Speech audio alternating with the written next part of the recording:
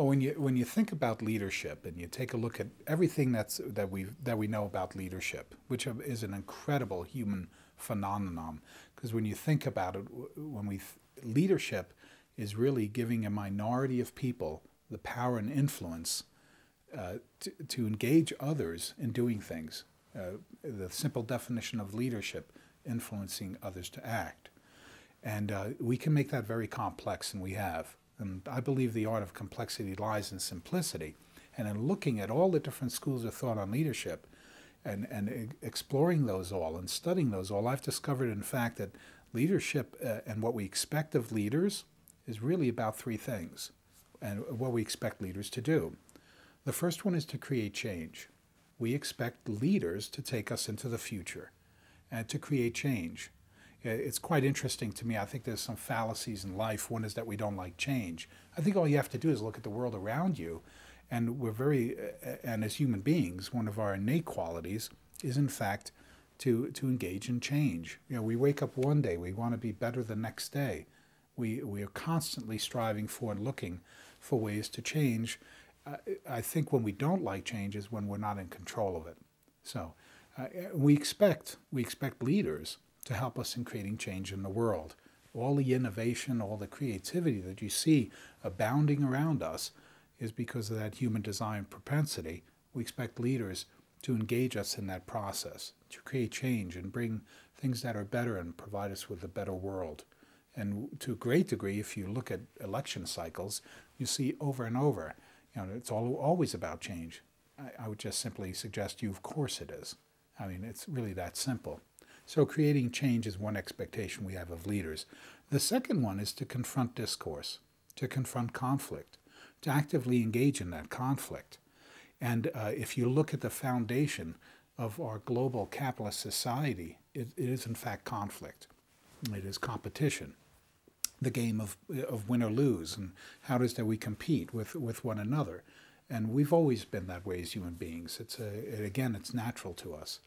And what we expect of leaders to do is really to lead us in engaging in that. As a matter of fact, it is so powerful that we expect leaders to also engage in confronting discourse and conflict in our organizations as we work with one another in them. Conflict is going to be natural, and leaders that we see as having true courage, true leadership capability, are those that can confront the conflicts and to use those as opportunities and use those in very often significantly powerful ways. Again, we're talking about human relationships, so we're naturally going to be engaging in that conflict. We expect leaders to be confrontive and to actually leverage that conflict. The third one is that leaders are, I believe, expected to strive for self-knowledge. We want leaders that know themselves. That's key. That is so key.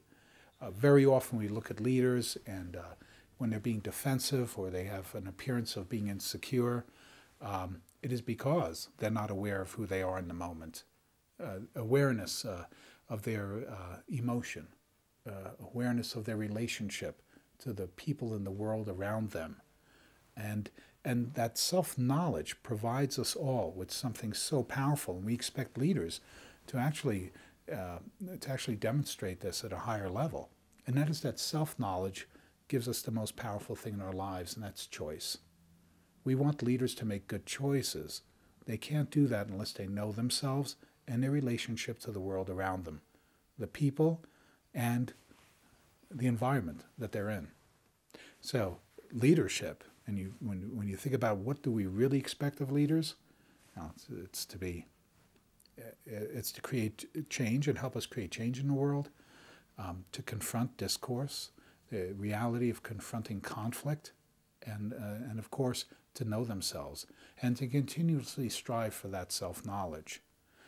And that last one in particular, I find, especially in today's world, when we see leaders that are genuine and authentic, those that really have that charismatic power, I think what you can readily see in them is a desire to know themselves and to be comfortable in their own skin and who they are, and be healthy in their relationship to the world.